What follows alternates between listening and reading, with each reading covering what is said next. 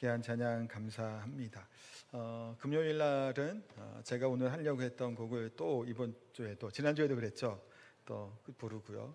또 예배 전에는 또 사나 죽으나 하는 또 곡이 나오고, 또 오늘 찬양대 찬양 또한 또 기뻐할 수 있는 근거가 신실하신 하나님을 바라볼 때에 가능하죠. 그래서 설교의 중요한 내용들이 또 그냥 또 찬양으로 금요일부터 또 예배 전 또 예배 중 찬양 가운데 또 함께 하나님을 찬양하게 되니 참 기쁘고 감사하다는 생각을 또 해보게 됩니다. 무더위가 심하죠. 감기 걸리는 분들도 좀 있는 것 같은데요. 건강관리 잘 하시기 바랍니다. 잠자리라고 하는 곤충을 어떻게 좋아하시나요? 또 싫어하시나요? 보통 그래도 잠자리는 좋아하죠. 되게 호감이 많이 가는 곤충입니다. 이 사실 얘가 덩치도 사실 큰 편이고, 곤충 중에서는 이제 상위 포식자라고 하더라고요. 특히 이제 모기도 그렇게 잘 잡아 먹는데요. 그래서 하여튼 하루에 뭐 몇백 마리를 먹는다는 얘기를 들었던 것 같습니다. 근데 이 잠자리가 이제 가을이 되고 여름이 되면 떠오르는 풍경에 코스모스가 쫙 펴져 있고, 들판에 하늘에는 뭐가 날아다니죠?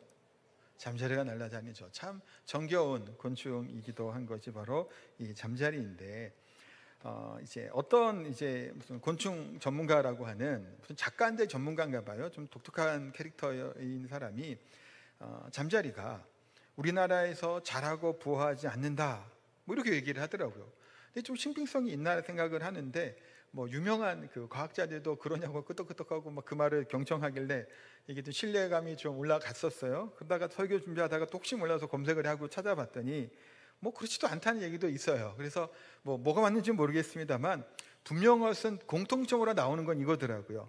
된장 잠자리라고 약간 한갈색 그 꼬리 있는 잠자리, 우리 많이 보는 잠자리 있죠.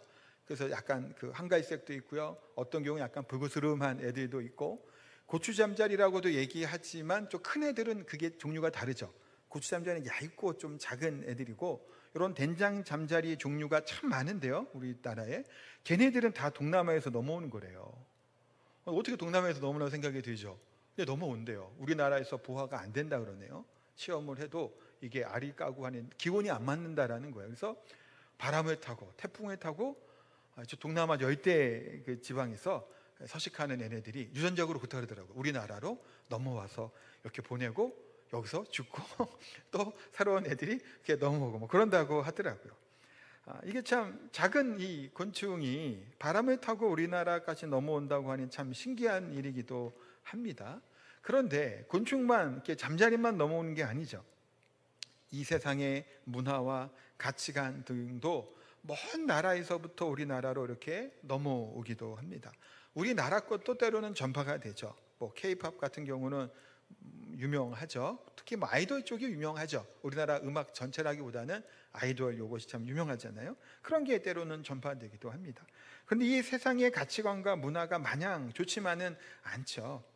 때로는 우리 것들을 뭐 지키자라고도 하는 문제가 아니라 이것이 성경적인 가치관과 하나님의 뜻에 부합하냐 안 하냐라고 하는 생각을 때로는 해보게 됩니다. 이 세상의 조류에 휩쓸리지 않아야 될 텐데 적당히 이용하거나 피하는 것으로 될까? 쉽지 않은 일이죠. 때로는 맞서야 될 때가 있을 것이라는 생각을 한편으로 해보게 됩니다. 사실 이 세상의 가치와 이런 문화들은 우리 기독교 가치와 또 성경 말씀이 중심이 되는 것과는 좀 다른 것들이 꽤 많이, 어찌 보면 아주 많을 수 있는 것들이 참 많아요. 그럼 우리는 어떻게 살아가야 될 것인가? 우리 자녀들은 어떻게 살아갈 것인가라고 하는 고민을 하게 되죠. 우리가 그 여름 성경학교를 이렇게 하고 순회를 하고 또 우리가 교회 학교에서 우리 자녀들 다음 세대들을 가르치는 이유가 뭔가요?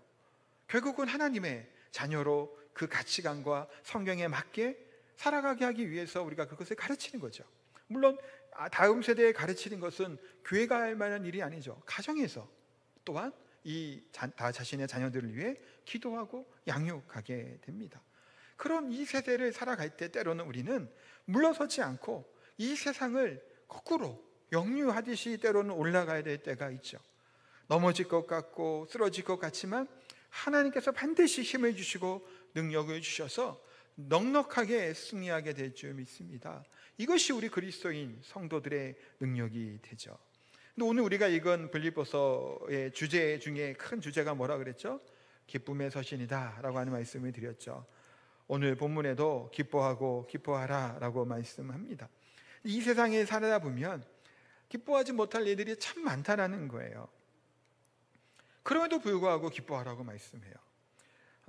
트럼펫 연주가였던 루이 암스트롱이 이런 말을 했다고 합니다. 당신 속에 음악이 있다면 음악에 대한 정의가 필요 없습니다. 그러나 당신 속에 음악이 없다면 아무리 음악에 대한 훌륭한 정의를 내린다 할지라도 당신에게 아무런 소용이 없을 것입니다 라고 이야기를 합니다. 음악이 무엇인지 알고자 한다면 그 마음 가운데 음악이 있어야 된다는 거예요. 자, 그것처럼 현대를 살아가는 우리 현대인들이 기쁨을 모르는 것은 기쁨에 대한 정의를 몰라서가 아니죠. 왜 기뻐하지 못하고 사나요? 기쁨이 뭔지 모르지는 않단 말이에요. 무엇 때문에 기뻐하는지도 다 알고요. 기쁨이 하면 어떤 감정인 거 다 알아요. 근데 이 기쁨을 우리가 빼앗기고 우리 속에 기쁨이 남아있지 않기 때문에 때로는 우리가 기뻐하지 못하고 살아간다는 겁니다. 무엇이 우리의 기쁨을 빼앗을까요? 몇 가지 생각을 해보면 첫 번째는 우리의 환경들이겠죠. 우리의 상황들이 때로는 우리가 하나님을 기뻐하지 못하게 만듭니다. 오늘 본문의 바울 사도도 내가 당한 일이라고 얘기해요. 본인이 바울이 겪고 있는 이 어려움이 있죠. 그것이 때로는 기쁨을 뺏어가는 요소가 될 수 있다는 것이고요. 두 번째는 나와 관계하고 있는 인간관계, 사람들의 모습일 거예요. 그래서 오늘 본문에도 보면 그들은 이라고 한 17절에 바울과 관계하는 조금 어려움을 주는 사람도 분명히 있다는 겁니다. 또 세 번째는 뭐가 있을까요? 기뻐하지 못할 것이 질병과 아픔들, 죽음이라고 얘기할 수 있겠죠.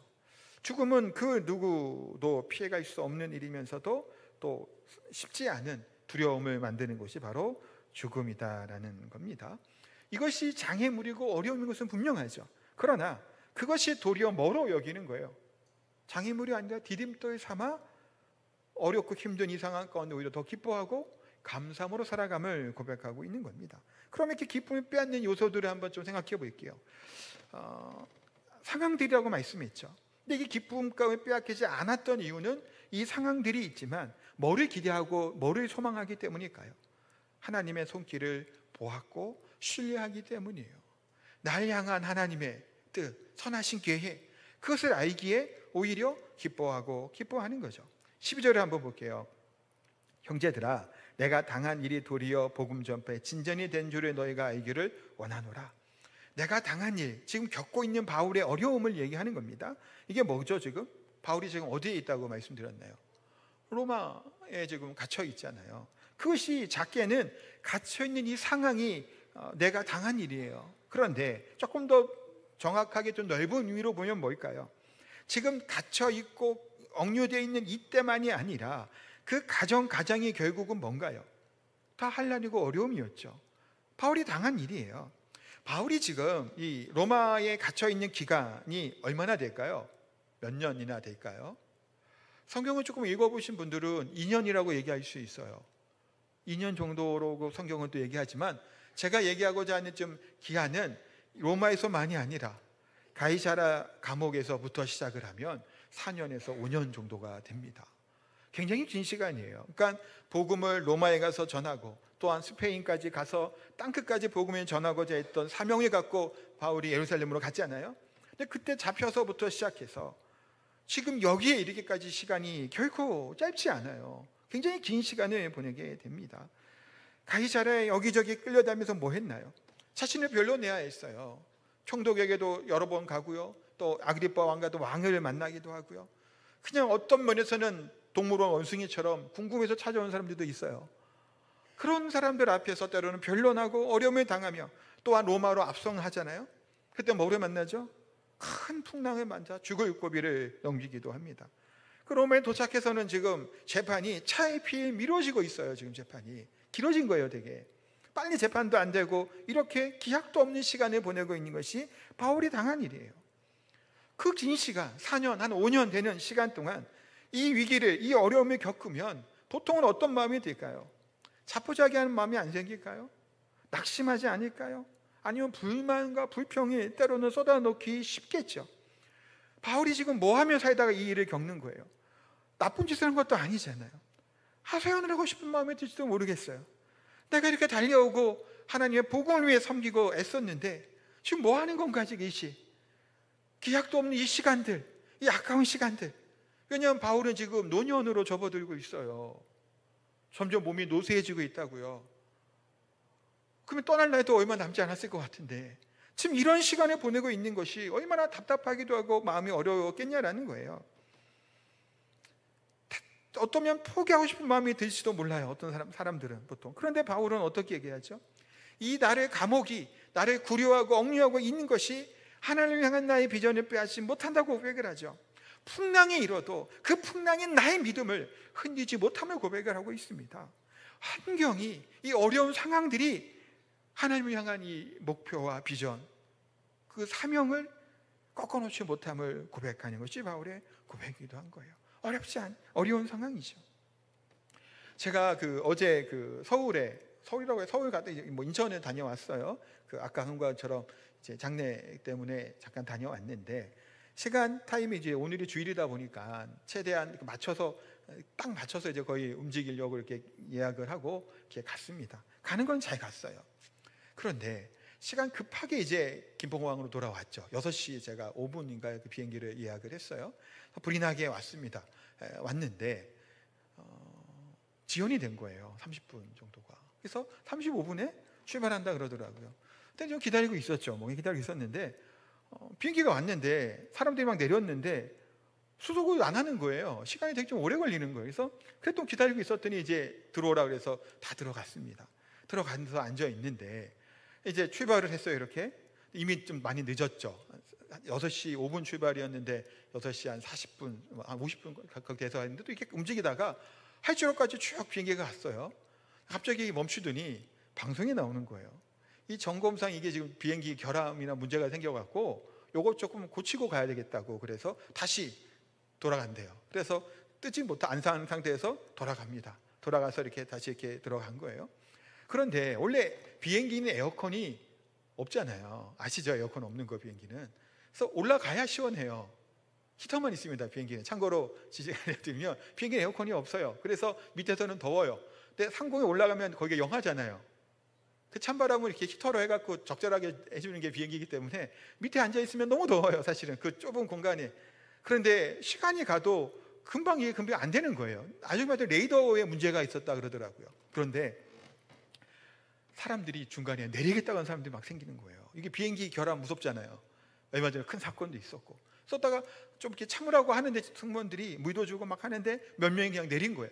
내리니까 그냥 내려지는 게 아니더라고요. 다 검사, 신상, 조회 다 하고 짐하고 하니까 또 한참을 걸린 거예요. 그 안에서. 그 사람들이 한 다음에 다시 이제 문 닫고 다 됐어요. 출발하겠습니다 하는데 또 안 앉아 있는 사람 남자와 또 저쪽에 뒤에 있던 또 한 사람이 내리겠다는 거예요. 뒤늦게. 또 다시 그 수속을 하고 뭐를 하고 하는 게 무전으로 하면서 계속 전화하면서 그 앞에서 그러고 있더라고요. 그랬더니 어떤 분위기가 어땠을까요? 난리가 난 거예요. 사실은 어떤 사람 막 둥성둥성하고 어떤 아줌마들은 막 소리치고 도대체 뭐냐고 어떤 아저씨도 제 옆에 앉았던 그 라인 아저씨가 계속 뭐라 하더라고요. 그래서 좀 조용히 좀 하지, 빨리 입 다물어 야 출발할 거 아니에요. 시간 늦었는데. 그런데 자꾸 막 항의를 하는 거예요. 그러다 분위기가 하다 보면 나중에 시간이 그러니까 6시 출발이 8시가 돼서 출발을 한 거예요. 그 안에 계속 갇혀 있다가. 그러니 막 짜증도 나고 막 했겠죠. 저도 막 짜증이 나기보다는 답답하더라고요. 왜냐하면 토요일날 사실은 가능하면 안 움직이는 게 낫다 내가 어제 들었는데 오늘 예배를 인도를 해야 되는데 나가서도 이게 표가 없는 거예요. 지금 나가고 싶은 마음은 있었는데 빨리 와야 되니까 표가 없죠. 근데 그 다음날 거를 또 표를 막 멈춰 있었으니까요. 검색해 봤더니 빨리 와야 10시 반인가 11시더라고요. 그 아침 이른 시간은 아무것도 없는 거예요. 표가. 그래서 야 이거 난감하다, 빨리 고쳐줘야 되는데 하다가 다행히 내리면 안 되지 않아요. 일단 저는 와야 되니까요. 여기서 무사히 해서 이렇게 도착했는데 사실 그런 상황 갑작스러운 일이죠. 처음에 지원된 것도 이 비행기만 지원됐어요. 이스타항공이었는데요. 다른 건 다 정상적으로 그 앞뒤로 다 괜찮은 거예요. 먼저 한 이스타항공에 늦게 한 이스타항공에 먼저 출발하는데 우리 것만 늦었다가 이렇게까지 지원이 되니 사람들의 마음의 그 기분도 굉장히 그랬겠죠. 이런 상황이 되면 기뻐할 수 있나요? 저도 그래서 기쁘진 않았어요. 좀 짜증도 나기도 하고 또 답답함이 컸어요. 빨리 가야 되는데, 제주도 가서 또 설교 준비도 더 하고 좀 해야 되는데, 조금 빨리 와서 좀 설교 준비 더 하려고 생각을 하고 이렇게 예매를 6시 5분 걸로 한 거였는데, 뭐 도착하고 뭐 하다 보니까 뭐 10시가 뭐 다 넘고 씻고 뭐 하니까 되더라고요. 그래서 뭐 일단 또 준비 늦게 하다가 이제 잤는데, 그러니까 좀 답답하기도 하고 어려움이 있죠. 그러니까 이런 여러 가지 변수들이 때로 살아가면 생기잖아요. 걱정도 되기도, 염려도 되기도 하고, 그런 것들 때는 우리의 마음속에 기쁨을 빼앗아가는 것들을 보게 됩니다. 감사하지 못하게 되죠. 물론 저는 내리면 승무원들한테 수고했다고 인사하고 내렸습니다. 답도 그 사람들이 뭔 잘못이 있어요. 사실은 승무원들이 엄청 애썼거든. 나름 뭐 동동 구면 서로 막 욕하는 거고 막 뭐라고 막 소리 지르니까. 근데 이제 쉽지가 않은 일이죠. 근데 오늘 본문의 바울은 본인이 그 4년 5년 되는 긴 시간 동안 어려움을 겪었잖아요. 계획에도 없는 일들이 생기게 되고, 이 가운데도 뭐 때문에 기뻐한다는 거예요? 복음이 전파에 진전이 되었다기 때문에 뭐 한다고요? 기뻐한다라고 고백을 합니다. 진전이라고 말은 뭐냐면요, 군대의 공병대가 길을 닦을 때 하는 표현이에요. 앞으로 전진해 나갈 때 길을 만들어내는 거예요. 또 로마 같은 경우는 뭐로 유명하죠? 모든 길은 로마로 통한다고 얘기하고 있죠. 그만큼 공병들이 그 일들을 많이 했단 말이에요. 진전이라고 얘기하는 바울의 표현에는 빌립보 교인들을 향해서 그것을 이해시켜주는 목적이 또 있는 거예요. 왜냐하면 빌립보 교회 같은 경우도 로마의 큰 이제 도시 중에 하나이기도 하거든요. 그러니까 너희들이 아닌 것처럼, 당신들이 아닌 것처럼 로마의 길을 닦고 하는 것처럼 내가 이 갇혀있고 어려움이 있는 이 상황이 오히려 복음의 대로가 넓혀지게 되고 복음이 더 확장되기 때문에 내가 뭐 한다라는 거예요? 기뻐한다라는 겁니다. 13절에 보니까 이러므로 나의 매임이 그리스도 안에서 온 시위대 왕과 그 밖의 모든 사람에게 나타나게 됐음을 고백을 합니다. 그러니까 기뻐하는 거거든요. 시위대가 뭔가요? 로마 같은 경우에는 황제나 그 귀족들을 보호하기 위해 있는 군인들이겠죠. 이들은 되게 엘리트였다고 해요, 당시에. 그래서 귀족 자제들이 또 많이 지원하기도 하고, 또 이제 연봉이나 그런 월급도 이제 2배 가까이 더 많이 받았다고 합니다. 유력한 가문의 자식도 많았다고 해요. 자, 그런데 이 시위대들이 바울을 뭐 하고 있을까요? 지금 감금하고 이제 감시하는 역할을 하겠죠. 그럼 바울은 이 갇혀서 뭐 하고 지냈을까요? 긴 시간 동안. 바울은 복음에 미친 사람이죠. 복음에 미친 사람이요. 사도행전 21장, 22장, 23장을 한번 집에 가셔서 한번 읽어보세요. 거기에 이제 그 상황이 나오거든요. 예루살렘에 잡힐 때부터 나오는데, 바울이 그냥 집단으로 구타를 당합니다. 거의 죽을 뻔해요. 거의 죽다 살아난 바울이, 로마 이제 천부장이 부하들 풀어서 사태를 진정시키고 바울이 좀 구해줘요. 그래서 이제 바울에게 이제 변호 얘기할 말을 물어보기도 하고, 또 한마디 바울이 좀 하고 싶다 그래서 바울이 이 회중들을 또 바라보면서 무슨 얘기했을까요? 왜 나 때렸냐 얘기하지 않아요. 예수는 그리스도라는 얘기를 또 하고 있는 거예요. 거기서 정신 나간 사람이죠. 사실은 그렇게 맞아서 죽을 뻔했던 사람을 구해줬더니 예수가 그리스도라는 얘기를 또 설교를 길게 하고 있는 거예요. 도저히 안 돼서 막 일어나니까 말리고 있는 일이 생기거든요. 하여튼 그와 같은 일을 겪었죠. 그럼 바울이 로마에 갇혀있는 동안에 이 시위대를 감시하는 사람들에게 뭐하고 있었을까요?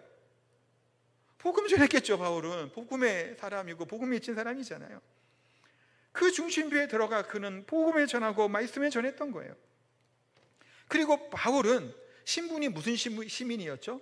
로마 시민권자잖아요. 로마 시민권자는 때릴 수 없어요. 함부로 재판이 결과가 나오기 전까지 못 때립니다. 물론 바울은 많이 맞고 다녔어요. 왜 맞았을까요? 말하지 않았기 때문이에요. 로마 시민이라는 얘기, 자기 권리를 주장하지 않았기 때문에 맞은 거지 못 때려요 원래. 그렇기 때문에 황제한테 가서 이제 재판을 받을 수 있을 만큼 그 특권을 가진 것이 바로 로마인이라고 하는 특권이에요. 그러니까 간소들이나 주변 사람들이 바울이 막 복음 전한다고 함부로 할 수 없죠. 꼼짝달싹 못하고 얘기를 듣고 있어야 되는 것이 이 상황이었던 거예요. 그만큼 복음 접하는 일에 최선을 다하고 정말 다름질했던 사람이죠. 자기가 매일 산의 진미를 먹고 정말 편안하고 평화롭게 여유롭게 산다고 할지라도 복음 전파가 게을러지고 복음이 전파되지 않으면 그것은 실패했다고 여겼던 사람이 바울이겠죠. 오히려 본인은 어려움을 당하고 고난에 처하고 있지라도 도리어 복음이 전파된다면 그것이 성공적인 삶이라고 고백하는 사람이 바로 바울이라고 하는 사람이에요. 그 바울은 거기서 무슨 기도를 할까요? 빨리 풀려나기를 위해서, 편안해지기 위해 기도하지 않았겠죠. 출세와 성공과 아내를 위해 기도하지 않았을 거예요. 어떤 형편에서인지 복음이 자신의 통해 드러나게 되는 것, 그것을 위해 기도하였을 것이고, 그것을 또한 기뻐하고 기뻐한다고 고백하고 있습니다. 본인이 갇혀져 있는 것, 본인이 고통당한 이 상황들이 오히려 복음 전하는데 유익하다면 얼마든지 좋다라는 거예요. 근데 바울이 그런 인간관계에서도 그런 어려움이 있었던 것을 보게 되죠. 때로는 우리도 그러잖아요. 아무 이유 없이, 큰 그런 거 없이 억울하게 비난을 당하기도 하고 또 모함을 당하는 경우들이 때로는 있단 말이에요. 우리가 부부관계 가운데도 갈등이 생기죠. 부모 자식 간에도 어려움이 생길 때가 있습니다. 얼마나 괴로운가요? 사실은 낙심이 되기도 하죠. 이러면 안 될 텐데 하면서도 쉽지 않은 것이 인간관계라는 생각이 듭니다. 그 잘못된 또 어려운 인간관계가 우리의 마음의 기쁨을 뺏어가는 요소가 참 많아요. 상처와 갈등을 주기도 하죠. 오늘 본문의 16절에 보면요, 이들은 이라고 하는 이들이 나와요. 이 사람들은 바울의 복음을 함께 동역하며 기쁜 마음으로 하는 자들이에요. 근데 17절에 보면 그들은 이라고 나옵니다. 이 그들은 바울이 이해하지 못하고 괴롭혔던 사람들이에요. 그런데요, 이 바울을 괴롭히고 시기하고 질투하고 힘들어했던 사람들은 무신론자나 유대주의자들이 아니에요. 같이 복음 안에 있는 그리스도인들이 바로 바울의 이와 같이 모함하고 시기하고 괴롭혔던 사람들이에요. 교회라고 하는 공동체가 뭔가요? 서로에게 상처를 주는 성숙지 못하는 모습이 사실은 참 많이 있죠. 그래서 바울은 여기서 자신의 반대하는 그들, 그래서 바울이 없는 사이에 자신들의 위치와 그런 시기하는 마음과 그런 마음을 가지고 부지런히 복음을 전한 거예요. 질투심, 명예욕, 그런 마음대로 전했겠죠. 우리가 이렇게 파일하면 바울이 괴로워하겠구나, 싫어하겠구나, 힘들어하겠구나라고 하는 그런 안 좋은 마음을 가지고 열심히 한 거예요. 그러니까 18절에 그러면 무엇이냐, 거칠어로 하나 참으로 하나 무슨 방도로 하든지 전파되는 것은 그리스도니 이로써 나는 기뻐하고 또한 기뻐하리라. 이게 나올 수 있는 말인가요? 사실은. 근데 이 바울이 이렇게 고백을 하는 거예요. 너희가 나를 희생하고 나를 어려운 상황 가운데 공경에 빠지게 하기 위해서 복음을 전하고 나를 괴롭게하는 방도로 일을 마련하고 이렇게 했을지라도 나는 기쁘다라는 거예요. 얼마든지 해도 좋다라는 의미까지도 들리죠.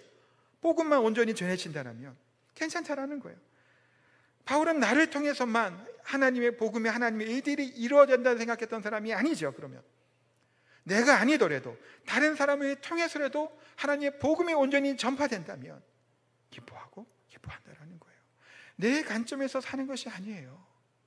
내가 중심이 되는 게 아니에요. 그리스도가 중심이 되고 하나님이 중심이 되는 거예요. 옹졸하게 그런 마음을 갖는 게 아니에요. 질투심을 갖지 않고 있죠. 바울은 시기와 그런 마음이 없어요. 오히려 온전히 하나님의 복음이 전파된다면 그리스도의 심장으로 바라보고 사랑하는 것이 바울의 고백이었던 것을 보게 됩니다. 때로는 우리 또한 이런 사람들이 있죠. 만사를 자기가 해야 안심하는 사람들도 있어요. 내가 꼭 다녀야 되고 내가 꼭 이렇게 해야 되고 그런 사람들이 있습니다. 참 피곤하게 사는 사람들이죠. 그런데 잘못하면 그런 분들은 다른 사람의 사역과 다른 사람이 하는 일을 이해하지 못하는 경우도 발생합니다. 불신하게 되기도 하고 나를 거치지 않았기 때문이겠죠. 또 그런 분들은 때로는 잘못하면 나만 옳다는 고집이 탈을 잡히는 경우들이 있어요. 그것이 꺾여나가지 않으면 또 내 방법과 내 아집이 내 편협한 생각을 털어내버리지 않으면 이 사람도 마음에 안 들고 저 사람도 하는 것이 좋지 않아 보이겠죠. 그것을 낸다면 반대로 이렇게 하더라도 감사하고 기뻐할 것이고 내가 생각지 않은 방법을 할지라도 그리스도에서 얼마든지 이해하고 받아들일 수 있을 겁니다. 지금 바울은 원수를 통해서도 이 복음이 전파된다면 나는 고생을 하지만 도리어 저들이 그로 말미암아 일하게 되고 열심을 낸다면 그래서 비록 순수하지 못한 동기로 할지라도 예수 그리스도가 전파되었으니 기뻐하고 기뻐한다는 겁니다.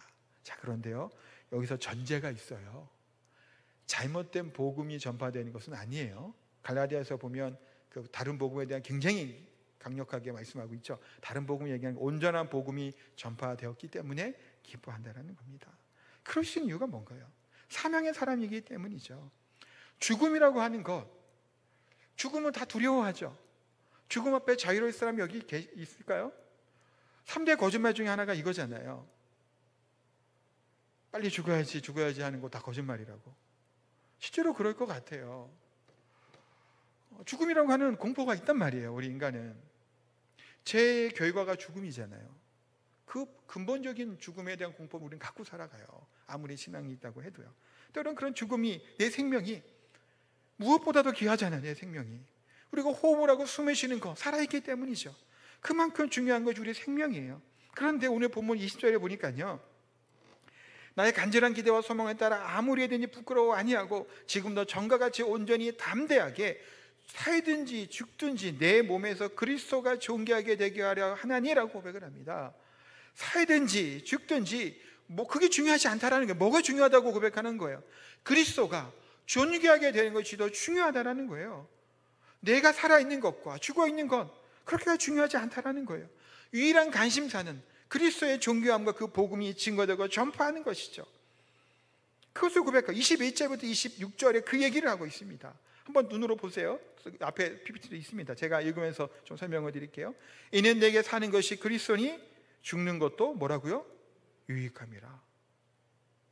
그리스도 안에 사는 죽어도 유익하다는. 20절은 그러나 만일 육신으로 사는 이것이 내 일의 열매이진대 무엇을 택해할지는 나는 알지 못하노라. 육신으로 사는 이것이 내 일의 열매라는 것은 뭔가요? 내가 살아있는 가운데 전하는 복음과 선교하고 하는 전하는 이것이 결국은 열매로 나타나게 됨을 얘기하고 있죠.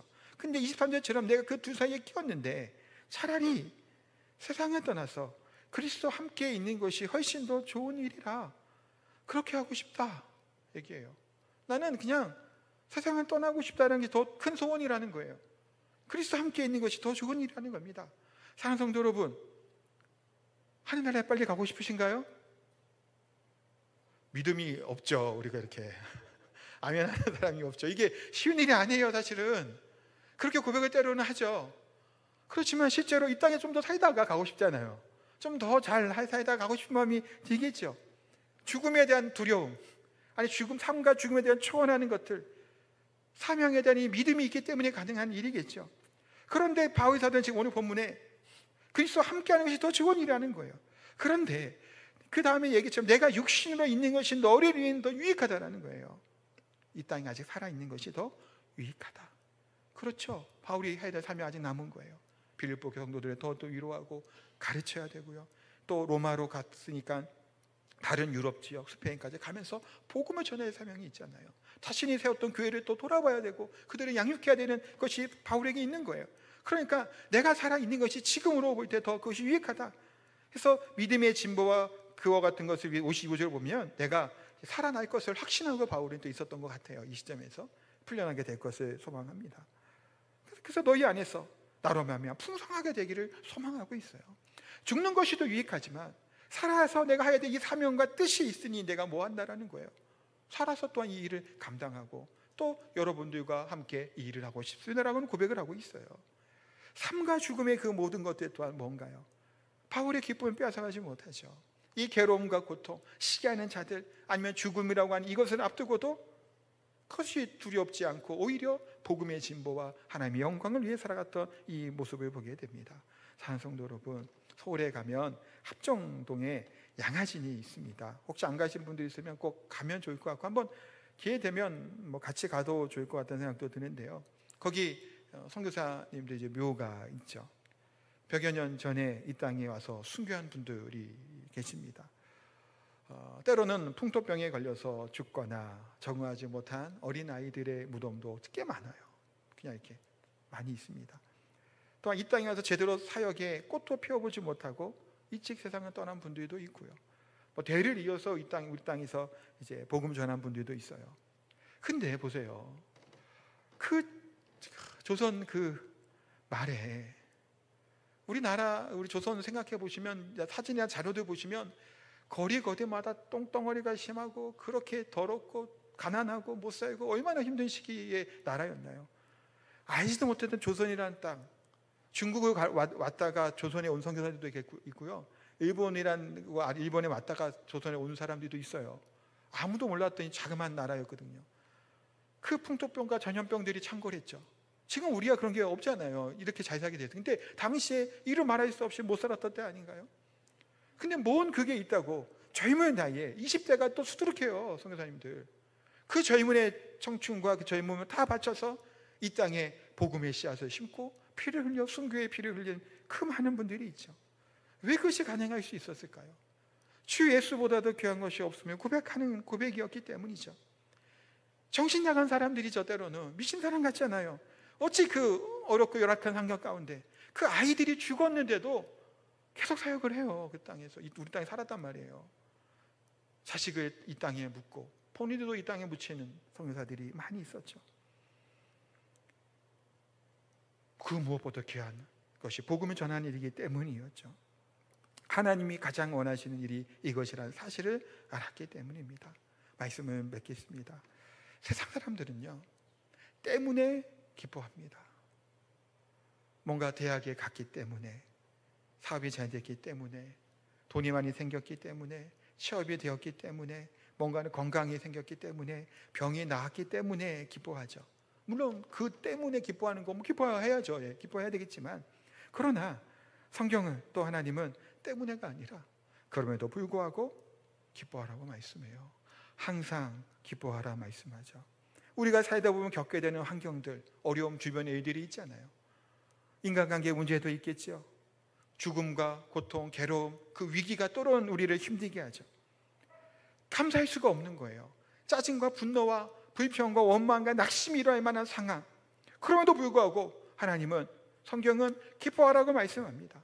우리가 기뻐할 수 없을 때, 우리가 괴로워 낙심할 수밖에 없는 그때에, 우리가 하나님을 찾고 기도하지 못하는 그때에도, 그럼에도 불구하고 하나님이 우리를 찾아오시고 만나주시고 우리를 위로하시고 긍휼과 사랑으로 인도해 주시는 줄 믿습니다.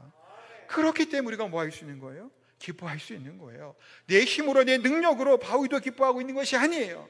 하나님의 능력과 소망과 하나님 나라와 그 면류관을 바라보고 이 사명의 끝자락에 이끌 하나님의 영광스러움을 기대하니 어떠한 상황과 형편이든지 뭐 하고 있는 거예요? 감사하고 기뻐할 수 있다는 겁니다. 사랑하는 성도 여러분, 우리 또한 어떠한 상황과 형편들, 그것이 때로는 우리를 흔들어 놓고 감사하지 못하게 하고 기뻐하지 못하게 하죠. 그러나 거기에 계속 머물러 있는 것이 아니라 그럼에도 불구하고 기뻐하고 감사하고 하나님 안에 신뢰하며 믿음으로 사시게 되는 저 우리 성도 다 되시기를 예수님의 이름으로 축복하고 기도합니다. 아멘. 우리